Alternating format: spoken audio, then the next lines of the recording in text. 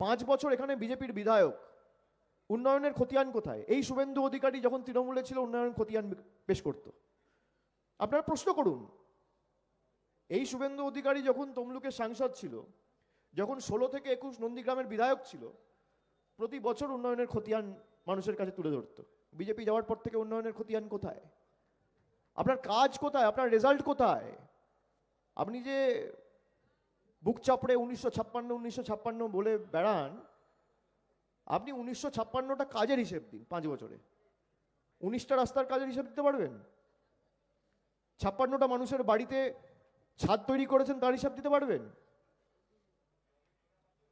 খালি তো রাজনৈতিক বিভাজন করে মানুষের মধ্যে ভেদাভেদ তৈরি করে কি করে বাংলাকে ভাগ করা যায়, এই কৌশল আর এই চক্রান্ত।